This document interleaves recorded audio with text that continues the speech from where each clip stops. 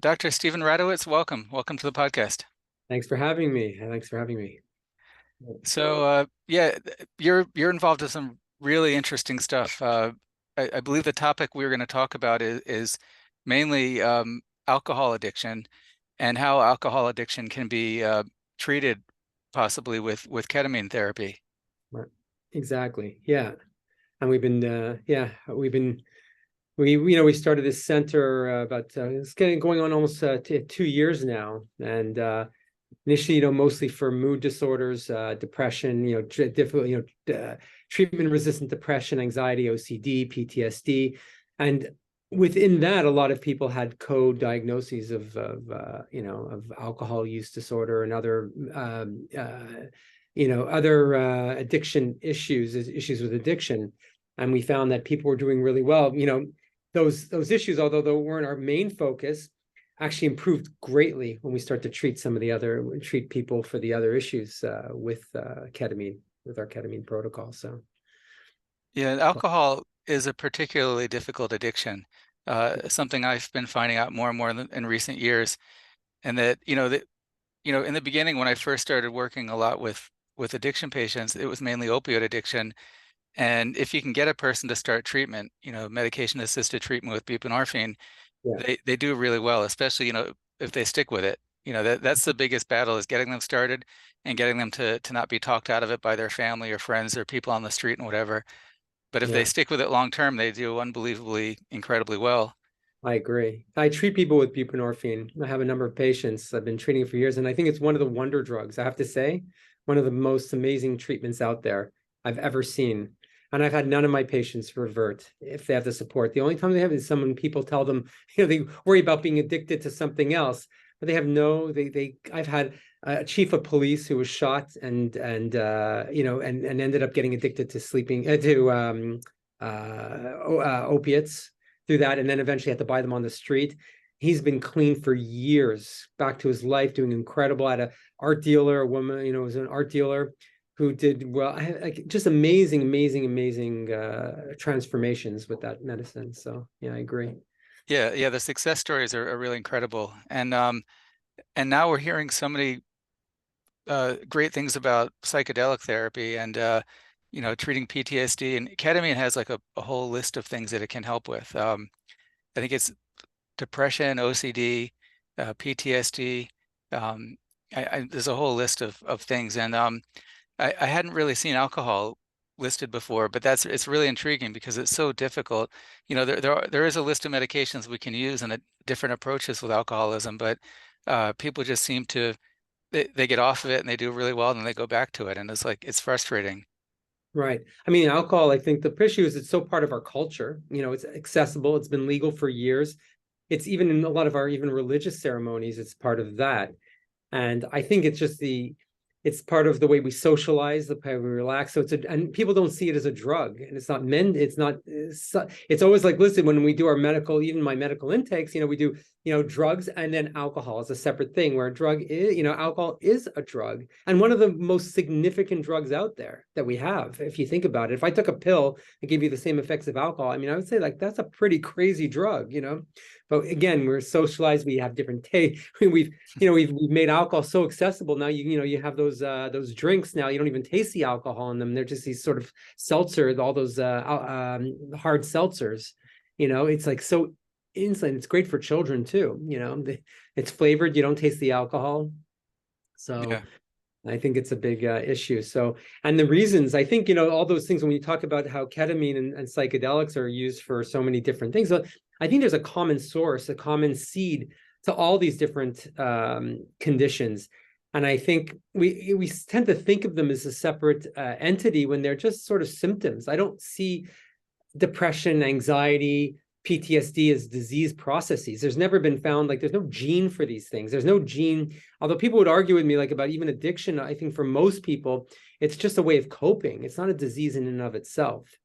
But there's so much shame placed on that. Like, I am a depressive. I am, all these things that we label people with this disease. We pathologize it, and then we don't listen to it when it's just like, like pain. Is pain a disease? If someone breaks a leg, and there's a bone out of alignment, is pain a disease? No, the pain's just a messenger saying, hey, fix it. There's a bone out of alignment, let's let's do something about it. But what we do is we just load people up with pain medications and say, okay, continue walking on the leg.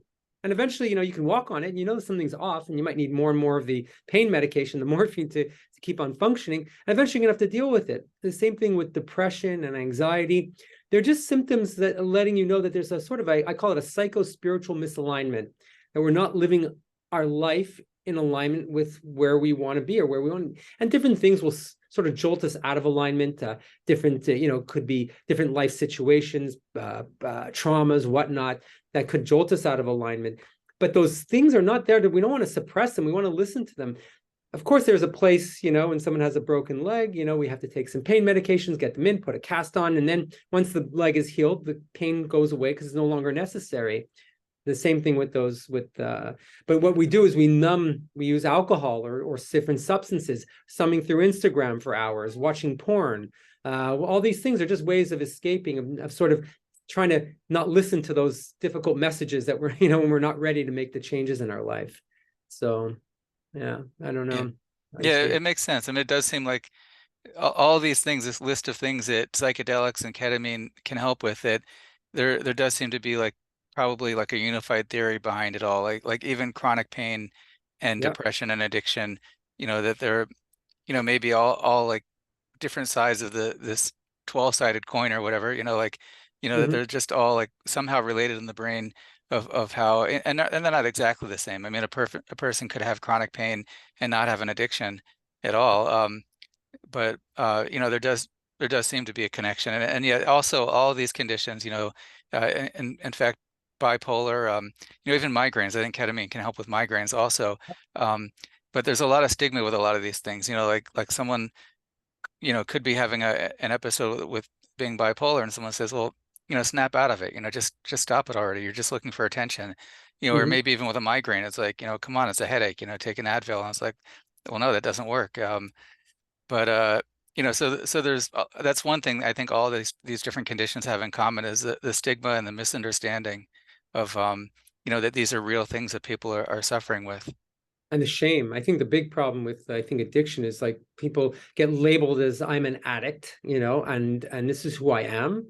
And there's a shame. So, it's always a fight against, because, well, if I'm an addict and I'm, so you're always trying to become something you're not, if that's how I define myself. So I try and prevent myself from drinking, but really I'm an addict, right? So every time I'm not drinking, I'm not really being myself. I don't buy that whole thing. I think you're a pure, beautiful soul that's using alcohol like someone would use Instagram to thumb through, or porn, or gambling, or any of these other things. It's just a tool that you use.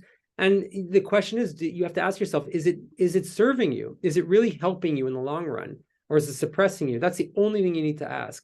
And once we get out of this whole mindset of, I am that disease, I am the pain, I am the drug addict or the alcoholic, then we can work with you. Then, then it's a process. And it's okay, let's find some other tools that you can use that are healthier, that work for you better than the alcohol. But you're not bad because you drink. You're not a bad person. It's just, that's what you've been taught. Some people, grew up in a house where that was the tool that they were exposed to, and that's where they go to numb themselves. And that's what we see everywhere. So how could we get to a place where the alcohol or these addictions are no longer necessary, that they don't serve you? And that's what we've been seeing with the psychedelics, is that people, once they're open, they get a taste of who they are. They realize it's just not necessary anymore. Like, there's other ways you can be high without a substance. You can be yourself, and it's all so. Yeah, definitely. Now that's one thing that really stands out, with your approach, and I don't know if I fully, maybe you can talk about this a little bit, that I've seen that there's ketamine centers that they really focus on just administering ketamine. They say, we've been doing ketamine forever, or administering it to people forever. And, we make sure it's done properly and medically correctly. We put the IV in the right way with nurses and anesthesiologists, and everybody gets their ketamine infusion, and there's brain growth and brain development and all these physical improvements and healing. But some of these places don't do therapy on site. They're like, well, yeah, therapy is important, but go find yourself a therapist.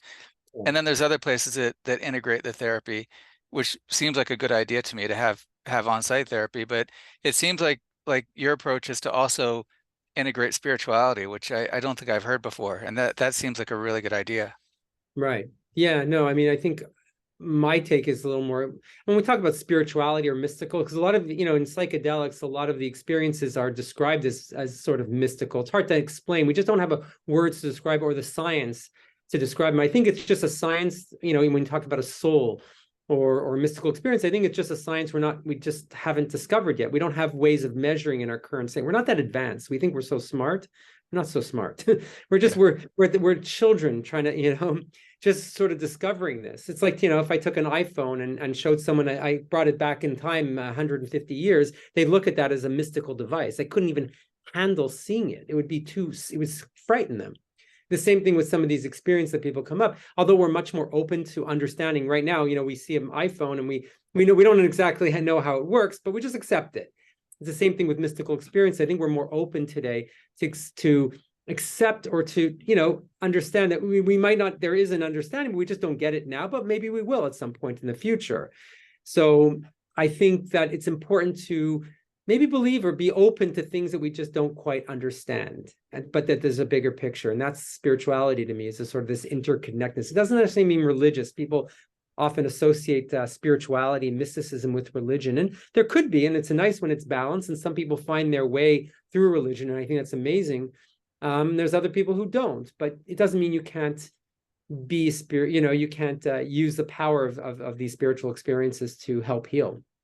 And Oh yeah, I agree. I mean, spirituality uh, is a real thing, whatever the substrate of it is, where it exists. I mean, whether it's magical from our point of view or not, that there could be centers in the brain that are spiritual, that require to be fed. Just like we have to feed, we have to feed ourselves, we have to breathe. People have needs, and they have spiritual needs, whether that's supernatural or not. And you know it's like you said, with the phone analogy, like I could be sitting in the couch in the living room, one of my kids looks up and says, "Oh, mommy's almost home."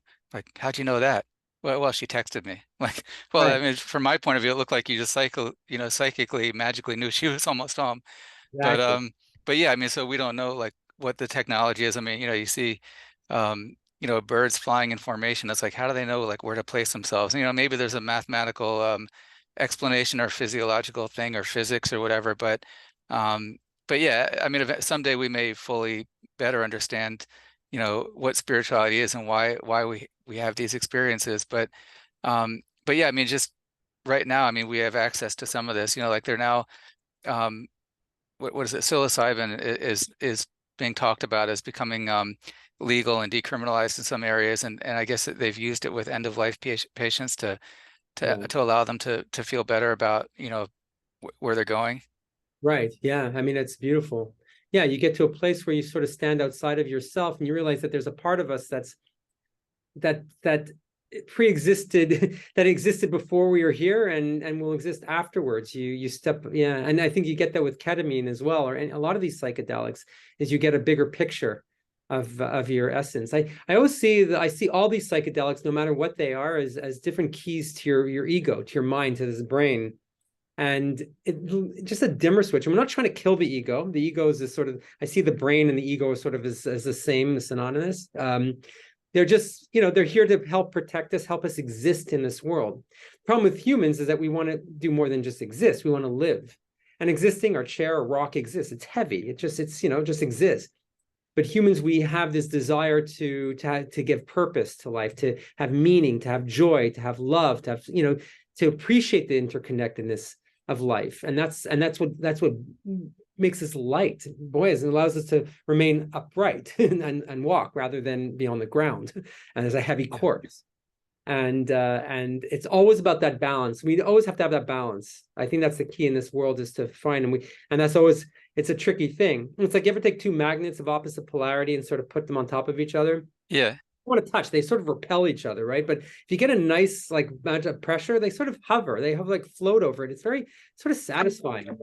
And so I think that it's like all of those, those magnetic levitation trains in Oh yeah. Europe, in Asia, they work on that concept. Like the trains float over the track. you know, and the track has an opposite polarity to the train. But if, you know, if the train was too heavy, you know, too much existence, too much ego, the train was too heavy, it touches the track and you don't go anywhere. It's like too much friction. The train was too light, too much magnetism, you know, it flies off the track, too much spirituality, too much, you know, living and not enough existing. We can't survive in this world too. But when you find a nice balance, like a nice equilibrium between these two forces, there's no friction. That's grace. That's where you just float. You know, you just go through life. And that's what it is. It's just life is just this constant, you know, almost like a fluctuation between these two forces and trying to find a nice balance between them. And yeah, so I think that's where Yeah. psychedelics come in. It's like it's sort of, it lowers the effects of this existence maintaining machine, this ego, decrease, and then you get a more of an access to this unbelievable power of our essence, of our soul, or whatever you want to call it, and the creativity and the new ways of thinking and the openness and the this eternal nature of it. And then when the mind comes back online, hopefully there's a better balance. You know, we've rebalanced, you know, and that's the key, without needing alcohol to do it. And I think people use all these substances as sort of as a way to rebalance that. When you drink, there is a sort of a removal of yourselves in a certain way. You smoke marijuana, you're getting away from the overthinking. The problem is it's sort of more suppressive. It's not really enhancing who you are, it's suppressing. Where I think psychedelics is about enhancement. It gives you access. It gives you a taste of our essence for a period of time. Yeah. So. Yeah. It's really interesting. Now alcohol, it's kind of like heroin in a way. In fact, well, heroin is probably a safer drug. You know, if you had, you know, medical controlled, regulated, measured, and you knew exactly how much you had. Alcohol is a really you know, dangerous drug, is a harmful drug. You know, even when you know exactly where you're getting it from and what percentage of alcohol, there's no good amount of alcohol for anyone. Now, as far as like someone who wants to get off of alcohol, or they, you know, they realize like, you know, maybe this isn't good for me. You know, here I am living in, for example, living in New York City, and there's all these, you know, great, I could be seeing Broadway shows, I could be walking through Central Park, you know, doing all these fun, great things. I mean, it's such a great place, but instead they're sitting in a bar or sitting in their house, just drinking day after day and, you know, drinking their life away. And at one point, maybe they have an awakening, or at least a, you know, a thought about it, you know, like maybe I need to try something different. And, you know, they become aware somehow, maybe they're listening to us on this podcast, they become aware that there's a Nushama down the street. You know, maybe I can call and make an appointment. Now, suppose a person is drinking every day, you know, they're drinking morning and night. They, you know, they don't want to have a hangover, so they drink in the morning and they just keep drinking through the day. Now there's something that I see called the KARE protocol. The Like, KARE protocol. yeah, what does that mean? And what happens when someone calls? What's like the next step from that first phone call? Right. So the KARE protocol was developed out of Exeter University in the UK, and Cecilia Morgan and David Nutt they created a program that uses that combines these psychedelic experiences, ketamine infusions, or ketamine treatment with intensive psychotherapy. So if someone, let's say someone was interested in our program, what they do is they would first call our center. We have a nurse who will do the initial intake. They'll go through a number of sort of an intake to find out, number one, their level of acuity, how much they're drinking. Is there any risk of going into withdrawal? Should they stop? Because people have to be clean and be able to stop drinking for about 2 days before they enter our program without going into acute alcohol withdrawal. So if we determine that there is a risk of withdrawal, we might refer them to a detox center, a detox program. And we have a number of detox programs that we have relationships with that we can refer to, or they can go through their own way. And once they've, you know, they're stable and they can be clean, you know, they can be off of alcohol for 2 days without any withdrawal symptoms, then they would set up an appointment with myself to do a medical, like a psychiatric and medical intake. And we go through their, you know, very detailed history of their medical history, psychiatric history, alcohol or substance use history, and make sure that, number one, this is a good option for them and a safe option for them. Once they're cleared through me, then they would be assigned to a psychotherapist who would develop a relationship with them. They would have at that point, they would set up, before they start the program, they have up to 4 30-minute, they're called support calls, where they sort of optimize, get them ready. We send them these, there's sort of workbooks almost to set, explain them the program, go over their past history, go over some of their, some of their triggers, some of the issues that sort of led up, or their reasonings for maybe using alcohol, and then some exercises to do. So we get them optimized, and then once they are optimized for the program, we set them up for their first treatment. Each treatment, there's 3 treatment days for them, and each treatment day involves 60 minutes of psychotherapy, which is also, it's not just psychotherapy going into their past, but also mindfulness techniques. And we give them tools and ways that they can use, ways to deal with their triggers, and other tools they can use to sort of redirect when they, some people, we don't want to just take away the alcohol and they're not replaced with anything else. We want, sometimes people they're not using alcohol as they want to, obviously, they're using it because they feel they need to. So what could we do to replace the alcohol with something else that's healthier, whether it's mindfulness techniques, exercise, different types of other techniques. So once they do that, they have a 60-minute sort of preparatory session. Then they go into there's 60 minutes of ketamine, the IV ketamine treatment, and then another hour afterwards for sort of, they do a very short integration and just and ease people out of the experience. And then a day or 2 later, they do another, what's called an integration psychotherapy session. That's 60 minutes, that's done by Zoom the day after. We repeat that 3 times, 3 weeks in a row.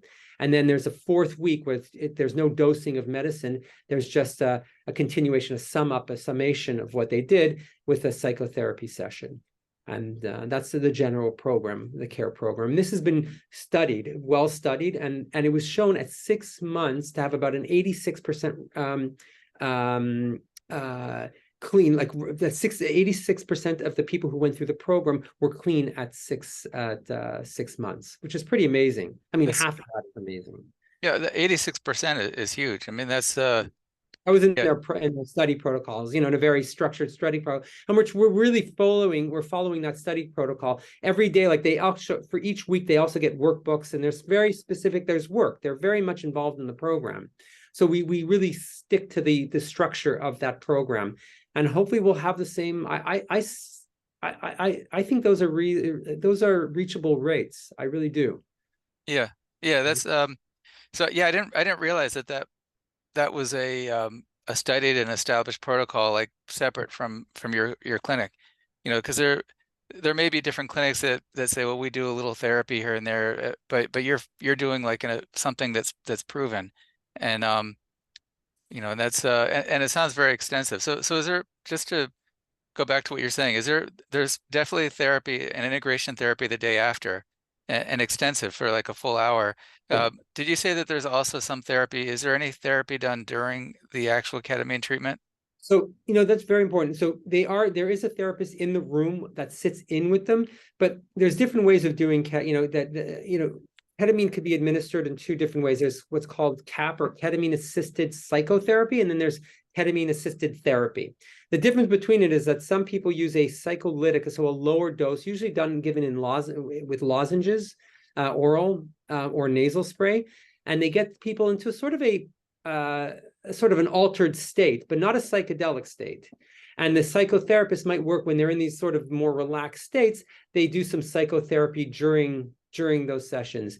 We don't take that approach, Nushama. We do more of the ketamine-assisted psychotherapy, the therapy where we give them a psychedelic dosing, so it's a higher dose, and it's a very inward experience, a very personal experience. They're wearing an eye mask, earphones with music, and this is more of the traditional psychedelic type therapy, where people get the answers. They go. You wouldn't want to talk to someone during those treatments, in a psychedelic dose. It's just not a place, and I think a lot of the answers come from within, and we wouldn't want to interfere with that process as they're going deep.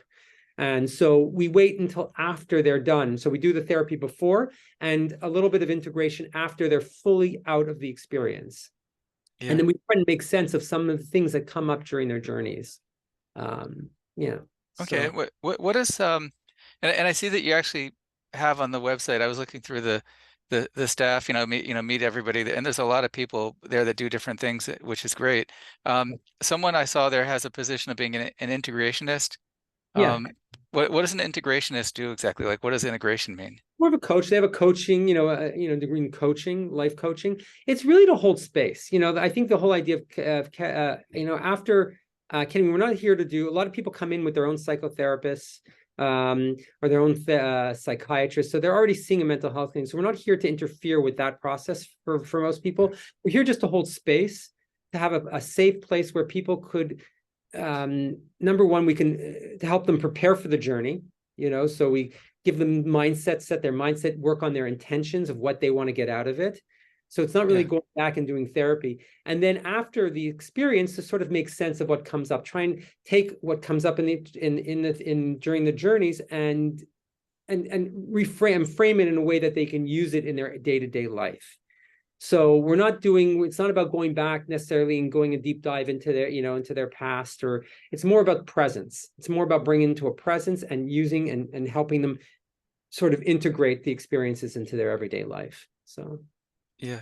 I mean, I think a really great thing about that approach is, that when they talk about the physical brain healing effects of ketamine, they talk about how there's dendritic growth. The connections between neurons will grow, and you get new connections forming, and it sounds like a great thing. It's like, wow, my brain is healing, it's growing, connections are forming. But I actually on the podcast had a brain scientist from Rutgers University, and we talked about that, about dendritic growth, and he said, well, that's how addictions form also. It's not Right. always a good Exactly. thing. Yeah, it should be guided, guided in a positive way to get the right outcome. Um, so it makes sense that during that physical healing phase with the ketamine, that you're also helping to guide it with the proper mindset.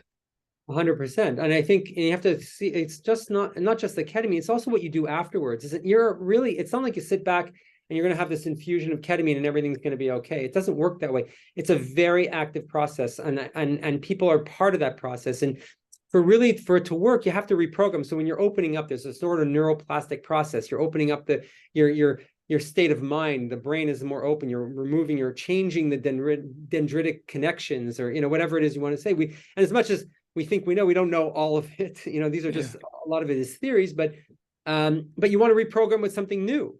If you go back to living your life the exact same way as you did before, you're just going to go back to your default, and all those little dendrites are just going to go and reform, or if you go into worse behaviors, they're just going to reform into bad behaviors.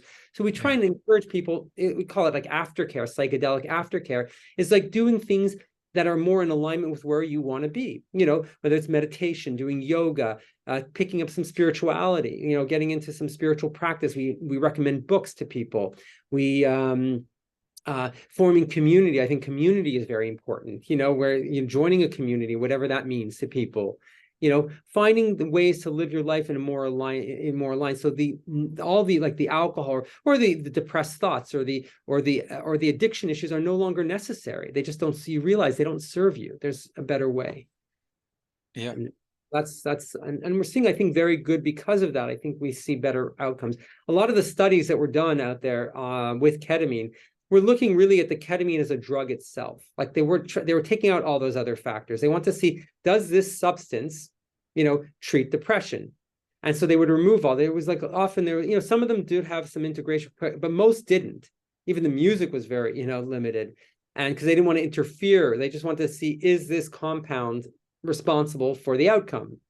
But I think, if you really put some more work into it, I think the outcomes, and they still had some good outcomes. There are some centers where they're going to give a drip. We know we know of them, a number of them where they, that's how they see it. It's just it's a drug. You come in, they don't even ask, they don't no music. They lie in a stretcher and that's it, which could be very traumatic, to be honest with you. I mean, I've done, these journeys, and I think it's important. The music is a huge part of it, and the eye mask and the integration. So, but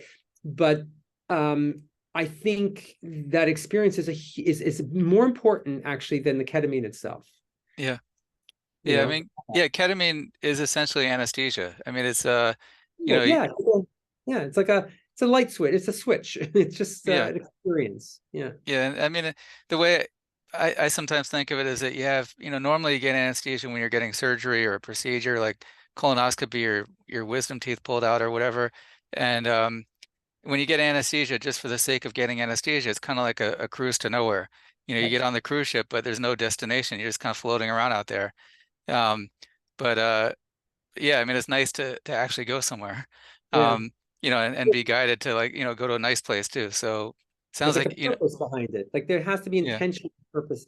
It's interesting. I was listening to this, Johann Hari. You ever listen to his book, Lost Connections? It's a Oh, no. wonderful book. And he just actually, there's a TED Talk. I encourage people to look it up. TED Talk, Johann Hari on addiction. We've been getting, I think I forgot the actual name of the lecture. It was something like "We got all addiction all wrong" or whatever. You'll see Johann Hari, addiction in TED Talks. And he talked about this. There was this old this experiment with rats, where they would give them, like, they put in sort of the water, they put some heroin in the water, and they found there was just a plain cage with a rat and heroin water, and they gave them another water, and of course the rat would go and keep on self-dosing the heroin until it died. Okay. Yeah. But there was nothing else in the cage, and someone said, maybe there's something else. Like, why, in real life, some people have pain, or they're given morphine. Not everyone becomes an addict from doing, from one dose of morphine, of course. And morphine can be more intense than heroin in certain way, than purified heroin. So they did another experiment where they had this cage with all these amazing, like, purposeful exercise wheels and things that rats love to do, other things, that gave them more purpose. And in that experiment, the rats did not go to the morphine that much. They actually went, and they were more involved with the food and the other things that were keeping them purposeful, And I think that's right. I think a lot of people go to addictions because they're looking, not just because there's a lack of maybe purpose, or the lack of other options in their life, and they're using it's not the addiction themselves. And if we created more, there's more community, more other issue, other ways of living our life, or living more in alignment, we wouldn't go to those things as much. It wouldn't be necessary. So Yeah. I think, it's an interesting TED Talk. I recommend. Yeah, that's I think I've heard about that, the rat things, the thing where the rats socialize and they don't really need the drug anymore because they're getting a fulfilled life. Exactly. So They won't.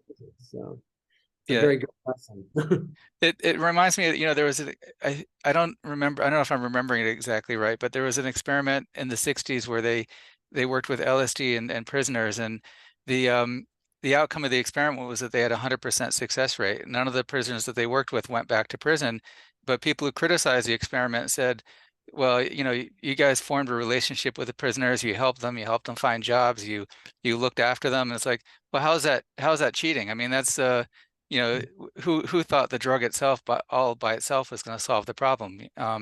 It was the drug plus extensive connections, relationships, and ongoing support. 100%. He talks about that in that TED Talk also, about the need. And, instead of labeling, like we label addicts, they're bad, and we punish them, we put them in jail. And instead of that, we don't rehabilitate. They don't have purpose. If we gave them, and in this study, actually, Portugal, he talked about how in Portugal, they had a big drug problem. So, what they did is they just legalized all drugs, everything. There's no, like, they decriminalized all drugs, heroin included. They decriminalized, but they also at the same time give program for people who became addicted. They gave them they would give them microloans to help them get jobs. Like they didn't stigmatize them for their use. And a lot of these people didn't go back, and their drug rates actually went down after that. It just tells you that it's not the drug itself, it's their purpose. We need purpose, community, connections. That's the real key to all this. And I think psychedelics open us up to this interconnectedness. That's when we talk about spirituality. What is spirituality? It's an acknowledgement that we're all connected, and we strive for that. That's where we're trying to go back to. That's what spirituality is. And once we have that, we're not going to need those other things when we feel, it's only when we disconnect it. Yeah. We That's a great way to define spirituality. Very straightforward and simple, like where you don't really have to think about, is it real? Is it supernatural? No, it's just connection between people, being a part of something, and being connected and accepted, having relationships. It's it's a real thing, and it's something that people need. People can't really survive isolated. No, more so than ever. I think COVID highlighted that, like the whole pandemic, and yeah, so Yeah, you read about quantum. If anyone wants to know about science, we do have a scientific model for for spirituality. Read about quantum physics. You ever read books on quantum physics? There's easy books Yeah. on it. I mean, you feel like you're reading a spiritual novel. It's like it creeps out even the physicists who know the theory. This is the way things work and how the interconnectedness between all matter. It's all one. So it's Yeah. fascinating. So, Yeah. Yeah. It's definitely interesting. The idea that we might all be living in a simulation, and then you think that's just the matrix. That's just like crazy people believe that. But then legitimate scientists say, well, it could be. There's some things that point towards that. right. Some unusual coincidences that point Mhm. that direction. But I think it's an important, I think, even if it is a matrix, I think there's a purpose to this matrix. I think and that's where, religion came in to fill some of those holes in, that I think there is something good about all this, even if it is a matrix. It's okay. Yeah. Sort of a game, almost like a movie for our soul to experience things, to witness things, to live out, try and figure out what it is by sometimes Yeah. what it's not, so. Yeah. Yeah. Definitely. So, can you tell me a little bit about yourself? Like, how did what brought you to Nushama and ketamine therapy, the KARE protocol? Like, what brought you to where you are today? Yeah. So years ago, I went to medical school and went into internal medicine because I always wanted to know how things work. I was very, more structural. And as I got into medicine, I started to see, things aren't so, science that can explain everything. There's actually a beautiful art to medicine as well. I had the option, I'm Canadian. I worked at an inner city hospital to get my green card, and I got to work with a lot of very difficult situations. I was a medical director of a heroin and alcohol detox unit. I worked with sort of inpatient in an AIDS unit, and I saw, a lot of very interesting experiences. During that time, I also studied one of my patients gave me a book on Jewish mysticism, like Kabbalah. He wasn't even Jewish. He said, yeah, you should read this book. And I was going through, maybe a little bit of a difficult personal issue at the time. And I started reading this, and it was like, that was my real psychedelic experience. It let me see the world in a very beautiful way. It was like my spiritual openness. And I didn't grow up so much religious at all, traditional, but not religious. And that just took me on a whole tangent away from this sort of more mechanistic view of medicine. I start to see patterns and the way people's consciousness and thought actually manifest, not only in their mental health, but also their physical health. And I had this one woman, a beautiful woman I can't give too much information. She was one of the people who started Sesame Street, and she had developed a cancer, very like an inoperable stage 4 cancer. And she went to this retreat, like I guess a psychedelic retreat that was legal somewhere in Arizona. So it was the craziest thing she ever did. And they told her after like 6 months, she had a shaman and everything. And the shaman told her in 6 months, you're going to be cured. And she said, okay. And she's a very spiritual woman herself. 6 months later, I have the chart to prove it. I have no paper charts. This chart I kept.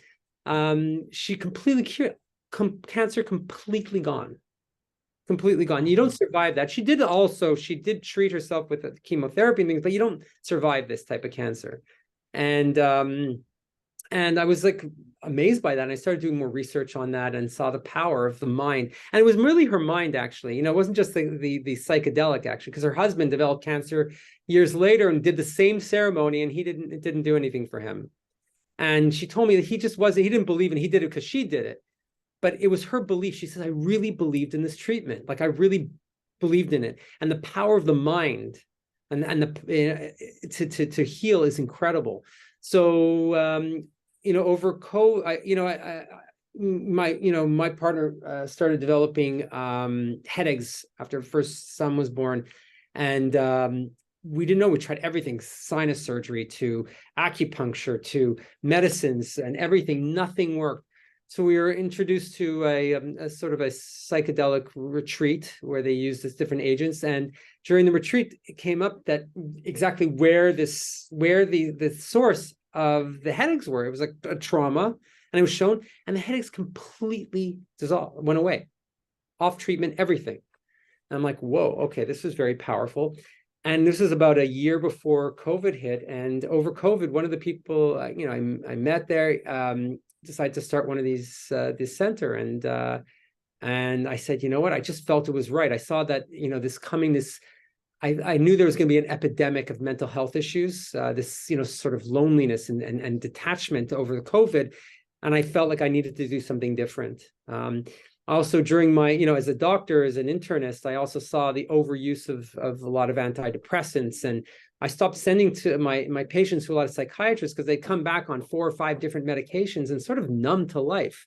They'd be put on an SSRI, an antipsychotic, a stimulant like Adderall, and then they'd be put on they couldn't sleep at night, so they had to take a benzodiazepine like Valium or something at night, and then a mood stabilizer like Mictal. They were on, like, most of them were on 5 different medications, and you look at them and there was, like, you look in their eyes and there was nothing there. It was black.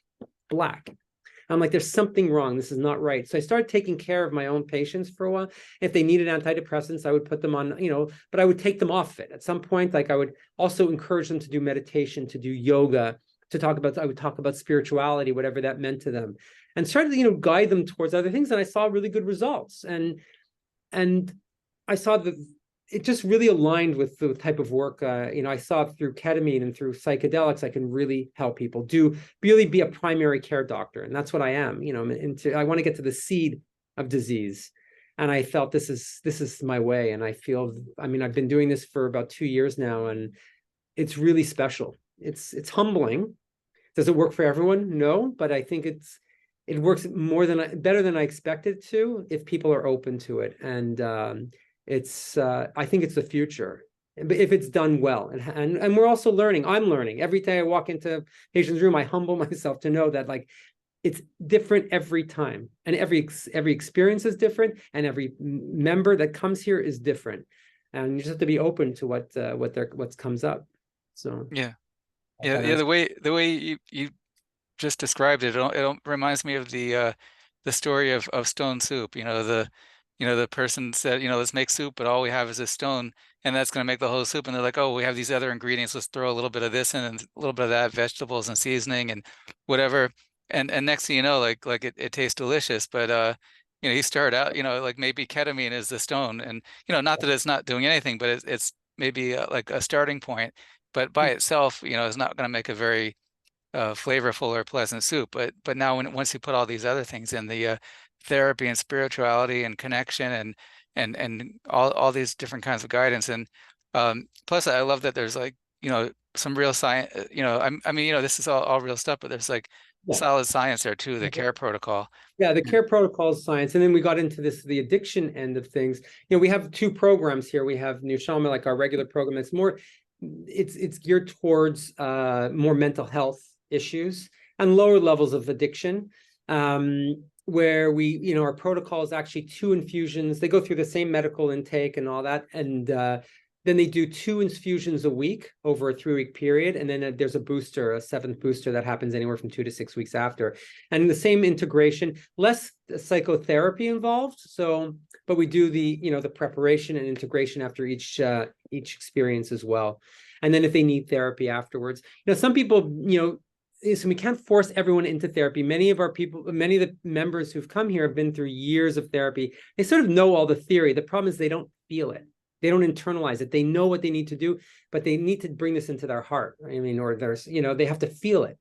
And that's what they get. Like, they come here and they go, oh my God, like, suddenly I know, like, after all those years of therapy, now I understand. Like, I feel it rather than just knowing it.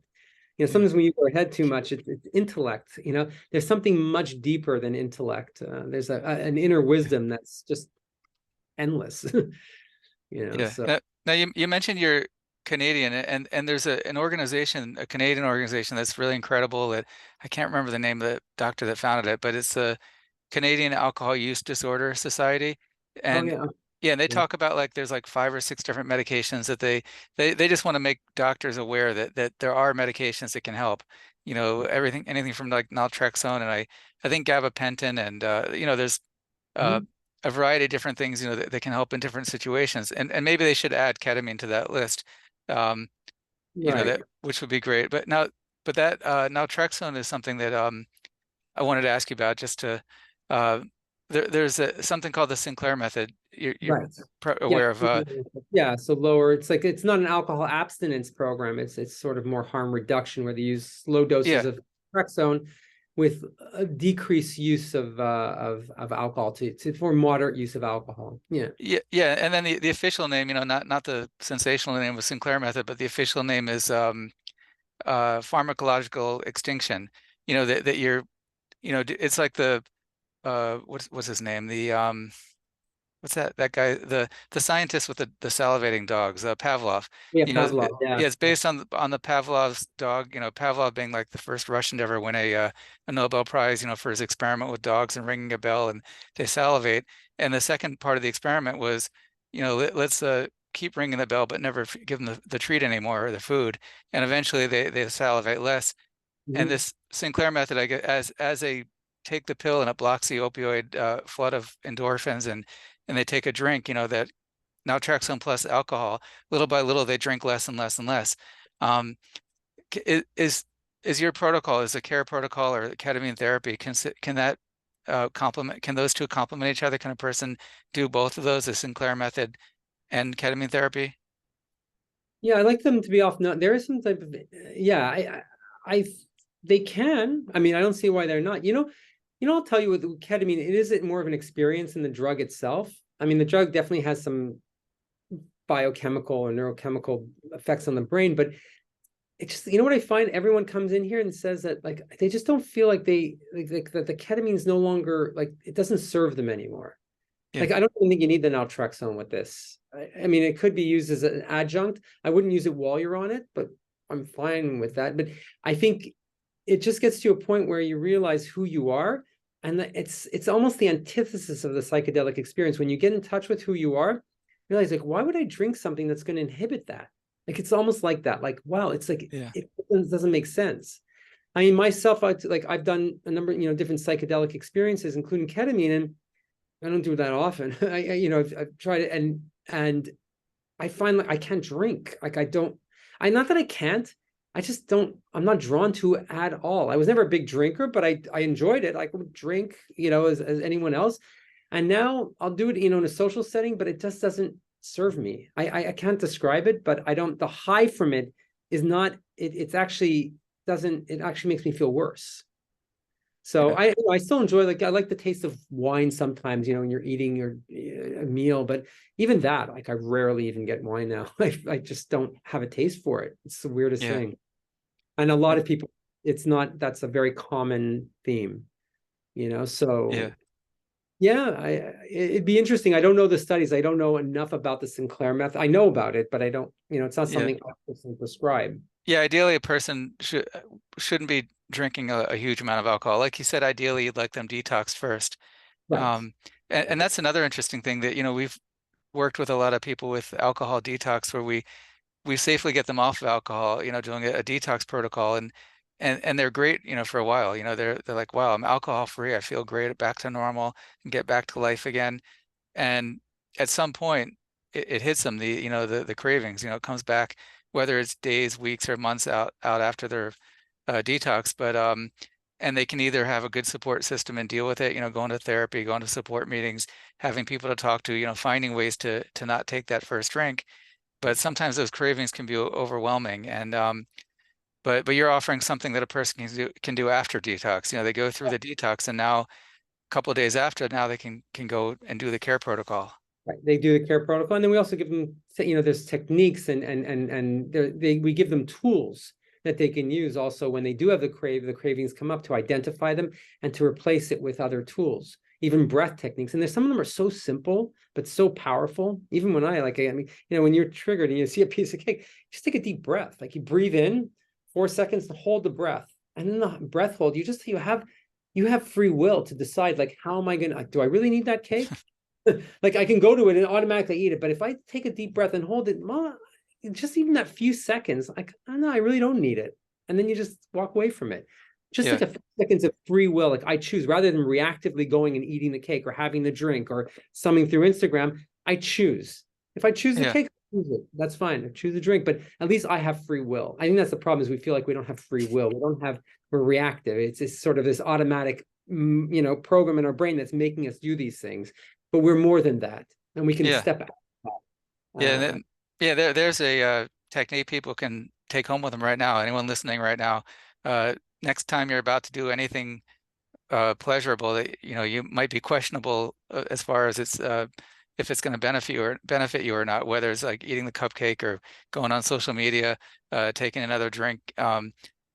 Hold your breath. Not hold your breath. Take a Four deep breath. seconds in, like they call it the 4-7-8 breath. It's like 4 seconds in, hold. So 4 seconds in, you hold your breath for 7 seconds, and then you slowly let it over 8. And it doesn't have to be exact. You don't have to count to the T, but it actually activates our parasympathetic nervous system that's more relaxed. So we're out of this fight or flight mode. And when we're in fight or flight, like this sort of adrenaline mode, our body needs our brain needs to work in a very efficient way. If we have a bear in front of us, and we can't start thinking, oh, is this brown bear, black bear? Is this going to hit me? We need to act, So Yeah. our brain goes into these automatic, very efficient ways of reacting to that situation. But most of the time, we have time. We can respond. Yeah. We're always in this sort of when we're in a stress mode. When we're really stressed out, our brain is automatically in this more efficient mode, in this more reactive mode. So we could pull ourselves out by some of these techniques. We can pull ourselves out into this, get our parasympathetic, our nervous system more balanced into a relaxing state. So we can choose, we can have choice in how we respond to any situation. So Yeah. It sounds like I don't know if it's the same thing, but I was reading about this thing called polyvagal theory of accessing the vagus nerve to get out of fight or flight and get into like a feeling of safety. yeah, I think it's exactly when you take the deep breath and you hold it, it does activate the vagus nerve. So it does, yeah, it works along those, yeah. Oh, that's really incredible. Um, so yeah, just to finish up, how can people get in touch with you or get started if someone's interested in the program at Nushama? Yeah, so they can reach us. They can look us up online at Nushama, Nushama, Nushama.com. Or they can reach us at our phone number is, I don't know if or you're going to post it. It's 646 394 9996. I hope I got that right. But you can go to our website, and there's a lot of information on our website, great, blogs, and that can really give you some information about not only the KARE program, which is really important for addiction, but also our regular program, which also works for lower states of addiction, less acute forms of alcohol use disorder, but other types of addictions. And I consider them all. I mean, I think thumbing through Instagram could be like heroin almost. If you see someone thumbing through Instagram for 4 hours, they look like they're completely in another world, you Yeah. know. Yeah, and I usually consider myself immune to that because I don't really have much interest in social media. But the other day, I caught myself doing for like almost an hour. I'm like, oh, I can't believe an hour just went by. Like, what am I doing? This is really these things are getting more and more refined. It's like the crack cocaine of internet now. It's like with these social media things. It's well programmed. It knows how we think, and it takes advantage of that. So, yeah. Yeah. So, okay, Dr. Stephen Radowitz, thank you again for joining me today. Thank you for having me. I really appreciate it. Okay.